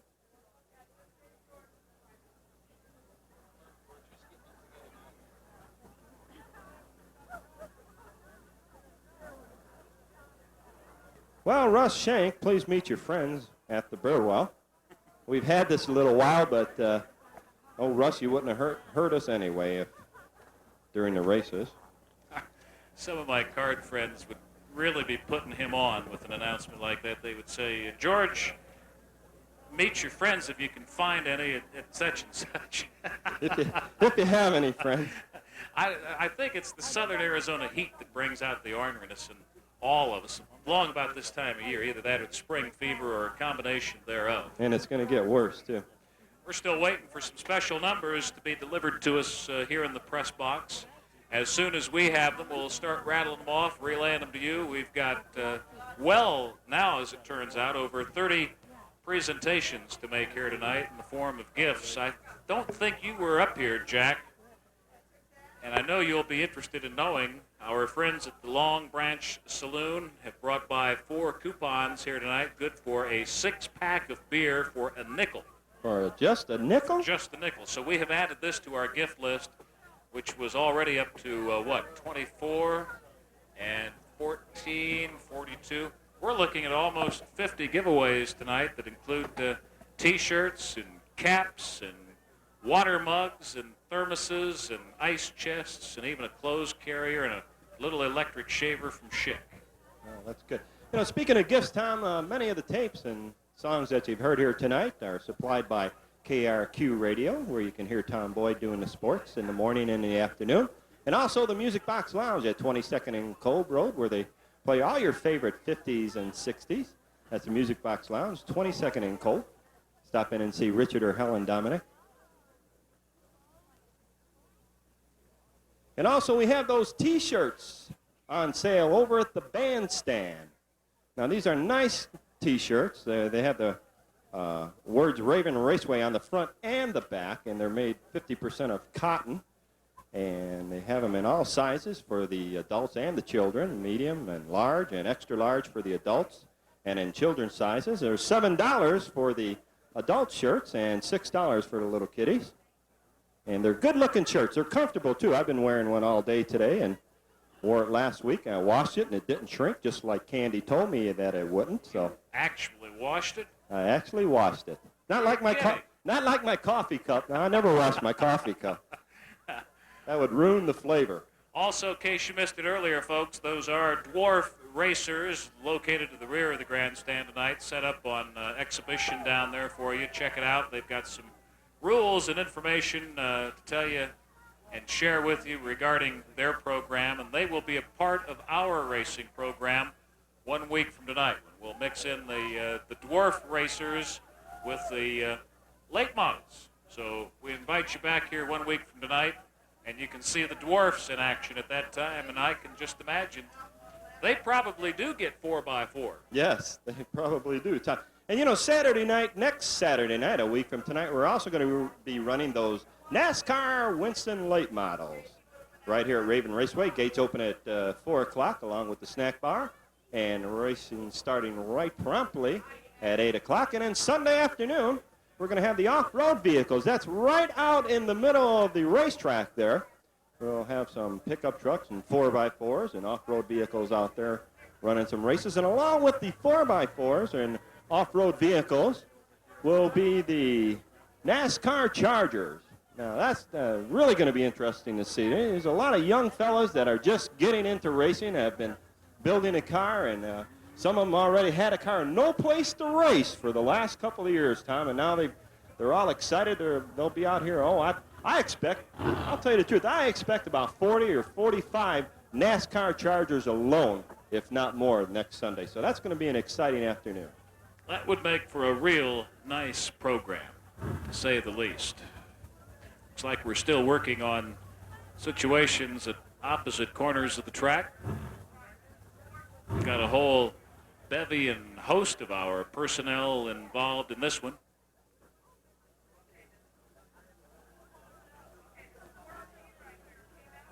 And hopefully everybody will come out of this no worse for wear and all in one piece with machines that can be fairly easily snapped back together and put in racing order in time for the next endeavor or whenever and wherever. Yes. You know, last week, I don't know if it was during intermission, I'm not sure, but we played, you weren't here, Tom, we played the Hokey Pokey. You folks want to hear the Hokey Pokey? Not right now, just a little bit later. We'll play the Hokey Pokey for you again. Let me see your hands. Anybody want to hear the Hokey Pokey? All right, we'll play it maybe just a little bit later for you. Got a couple pretty excited about it anyway. I think 3. Anybody want to go for a ride in that helicopter over at the fairgrounds? Not me. There he is making a strafing pass now. Probably scaring the daylights out of some cows and bulls over there. Maybe we ought to get him in a machine over here, I suppose. Yeah, that'd be good. See how brave he is then. Look at that dive.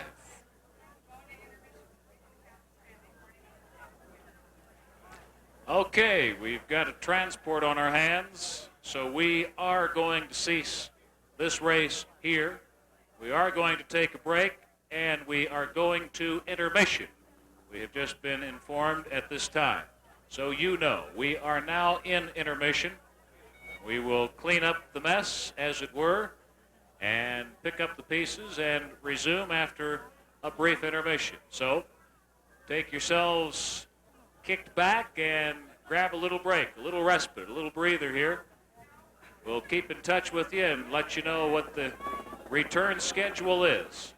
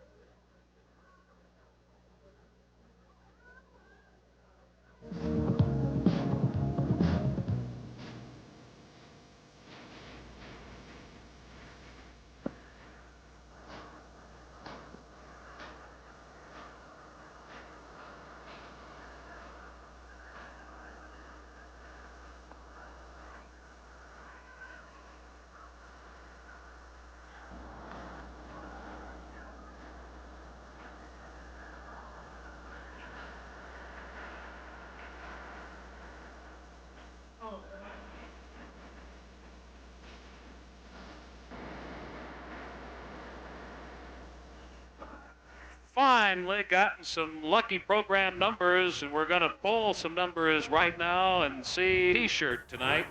If you are lucky program number 101, on the rear cover of your programs and in the lower left-hand corner, you should find your numbers. On the back page, outside cover, lower left-hand corner. And if you are the possessor of number 101, that truly is your lucky number. And we ask you now to report to Petey of our staff at Raven Raceway at the bandstand and get checked out for your Coca-Cola hat and T-shirt.